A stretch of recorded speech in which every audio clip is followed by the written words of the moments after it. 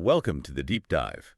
You send us the raw sources, the notes, and the research, and we distill it all down to the essential, the unforgettable knowledge you need. And today we have an absolutely brilliant little case study. It was all captured in a personal journal. Yeah, this one is fascinating. The topic is data fidelity and our human tendency to panic when a number looks statistically impossible. The source material is simply titled, "What I've Learned After Losing 2.3 Kilograms Within 24 Hours." That title alone is the hook, right? I mean, a 2.3 kilogram loss Yeah. in 24 hours, that's dramatic by any measure. It's huge, but what makes the story so powerful is that the person who wrote it isn't, a casual health tracker. Not at all. They'd established a baseline years ago, meticulously tracking their weight every single day since 2021. Okay, so that consistency is key. It's everything. Yeah. When you have that much longitudinal data, your system, it knows what normal variance looks like. So when this anomaly appeared, this sudden midweek massive drop, it wasn't a cause for celebration. No, it was an alarm bell. Exactly. It was flagged as a critical technical issue. And that really defines our mission for this deep dive. We're exploring how easily we, as humans, fall into that trap of prioritizing complex internal explanations. The biological facts. Right, over the simplest external faults. The mechanical fiction. This is the ultimate story of checking the lens before you diagnose the subject. Okay, let's unpack this journey into self-diagnosis. So what made this sudden 2.3 kilogram drop immediately believable wasn't just the number, it was the context around it. Yeah, they weren't just fine and healthy one day and then saw this drop. They had been quite unwell the day before. Which provides the perfect narrative, doesn't it? It justifies a radical physiological shift. They logged experiencing a fever, significant body aches, and increased inflammation. When your body is fighting something serious, it can absolutely lead to dramatic shifts in fluid and metabolic activity. Well, for sure. I think most people, if they saw that kind of massive drop while they had a fever, they would immediately assume the data was telling them something profound about their sickness. Maybe they were dangerously dehydrated or their body was responding in some extreme way. Exactly. Normally, a smaller fluctuation might be, a tough workout, or in their case, maybe resuming intermittent fasting. But the combination of serious illness symptoms and the sheer size of the drop, 2.3 kilos. It suggested something more was at play. It suggested something medically serious. The illness didn't just happen, it made the huge data point seem immediately, frighteningly plausible. It gave the number this emotional and biological weight it wouldn't have had otherwise. And when we face complex health data combined with real symptoms, we rarely think, maybe the scale is broken. No, we ask, what is catastrophically wrong with me? That's the bias we're fighting against. It is. And so in this case, the individual naturally turned to modern tools to try and make sense of the internal chaos. They consulted an AI model. Fed it all the symptoms plus that anomalous data point. And AIs, especially when you feed them complex biological symptoms, they don't default to check your scale calibration. No, they brainstorm every possibility under the sun. They absolutely do. The AI provided this detailed and frankly overwhelming list of potential biological explanations. This wasn't just a quick search, it was a list that forced them to consider some really worrying scenarios. So what was on the list? Oh, everything.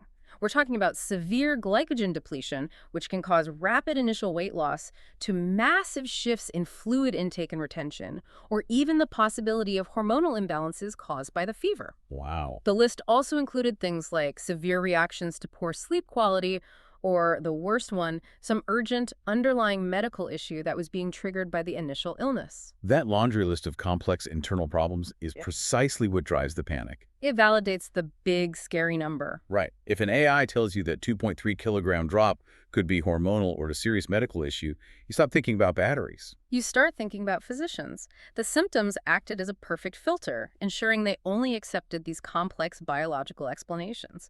The sheer volume of possibilities from the AI, it just confirmed their instinct that this was an internal problem. So the data point was now interwoven with their physical discomfort.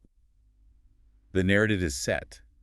Body failure confirmed by alarming data, validated by advanced AI. But the beauty of this depth dive is that the answer wasn't internal at all. No, the mystery took a sudden, crucial turn, and the evidence came from a very unexpected place. So the very next day, they didn't feel any better, but they noticed a problem that wasn't about their body. It was about the mechanism measuring the body. When they stepped onto their scale, the device was acting.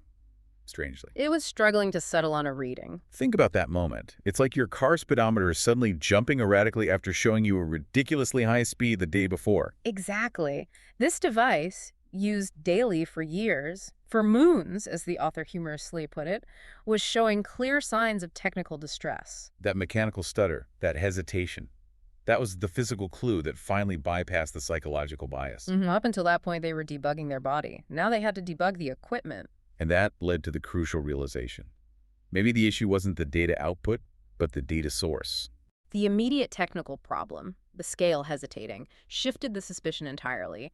It pointed toward device wear and tear.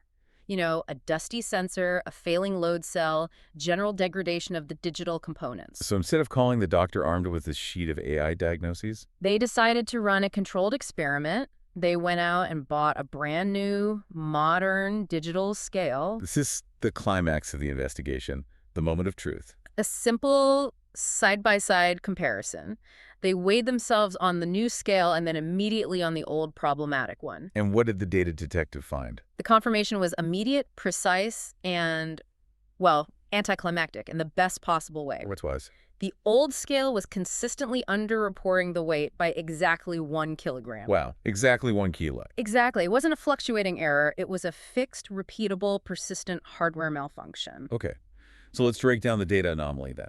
The reported loss was 2.3 kilograms. Right. So when you factor in that persistent 1 kilogram error from the old scale, the actual biological weight fluctuation that occurred because of the illness, the fever, the inflammation, fluid loss, It was only 1.3 kilograms, just 1.3 kilograms. which, while still a noticeable daily fluctuation it's far more within the realm of possibility for someone with an active fever. Completely plausible. It moves the outcome from you need emergency medical intervention to you had a bad day biologically. That is the crucial distinction. The alarming 2.3 kilogram figure was a chimera. It was an artifact created by merging a real but minor biological change, the 1.3 kilograms with a devastating 1 kilogram hardware error. The danger was allowing the observable biological facts, the fever and the aches, to lend credibility to the complete mechanical fiction, that 2.3 kilogram data point. And it perfectly shows how a strong, compelling narrative, I feel sick, therefore the number must reflect the sickness,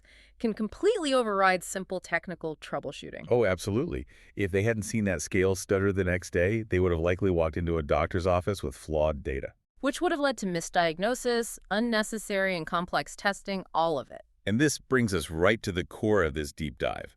The individual almost attributed a fixed hardware glitch to genuine physical symptoms simply because both anomalies happened at the same time. It's a textbook, high-stakes example of confusing correlation with causation. Yeah. The illness made the body vulnerable to believing the faulty data. We are always looking for causality. If the number looks bad and you feel bad, your brain naturally connects those two separate data streams. And creates a single terrifying narrative. And if we connect this to the bigger picture, this isn't just a health story. This is a framework for troubleshooting any data anomaly you encounter. Whether you're tracking weight, stock prices, or warehouse inventory. Exactly. This case study gives us two critical, transferable lessons. Okay, so let's start with the first lesson, which comes from this individual's rigorous tracking habit. Lesson 1. Knowing your baseline is your best protection against anomalies. The only reason this person didn't celebrate the 2.3 kilogram loss was because it violated years of accumulated data. Their normal range for daily weight fluctuation was, let's say, 0.2 to 0.5 kilograms. A 2.3 kilogram drop was an immediate statistical outlier. It was a red flag saying, this number doesn't belong here. That's a profound point. Most people who start tracking data only have a few weeks or months of history. They might not know what their personal normal variation looks like. So a big sudden change is just accepted as a new reality. Right. But think about that in a business context. If you're a finance manager and suddenly see a 15% jump in an expense category, but you only have 3 months of data, you might panic. You might assume a new market shift. But if you have 5 years of quarterly data showing that this expense always spikes in Q1 because of mandated training, your baseline protects you. It protects you from overreacting to the anomaly. The baseline provides that critical context. it transforms the data from a random event into a signal that something outside the system's normal operating parameters has happened. Which leads us to the second and perhaps most critical lesson here. The one that saved this person from all that medical anxiety. Lesson 2. Always check the lens first. This is the core insight. When the data looks wildly, statistically impossibly wrong, our first instinct should be to verify the measurement tool. The input stream, the sensor, Yeah. the lens, before we start dissecting the system itself. But we don't, do we? We jump straight to complex system failure, hormonal imbalances, supply chain collapse, market manipulation. When the simplest explanation is often mechanical. So what are some other real-world lenses we should be checking? They're everywhere. Imagine a logistics firm suddenly reporting their entire fleet is averaging 500 miles per gallon. You don't think they invented a miracle engine? No, you check the fuel sensor calibration, the software that calculates consumption, or the data entry field. The lens failed. What about in marketing? In marketing, if you see a click-through rate spike from 2% to 80% on an ad, you don't start rewriting your entire campaign strategy. You check if the tracking code broke. Or if a bot farm is scraping the data. The complex system of marketing strategy is irrelevant if the simple measurement instrument is faulty. It's the difference between trying to solve a physics problem when the ruler you're using is missing the first inch. The calculations will inevitably be complex and wrong. And this is where the limitations of relying solely on advanced analysis like that AI diagnosis become glaringly apparent. The AI did a phenomenal job of brainstorming biological causes. A great job.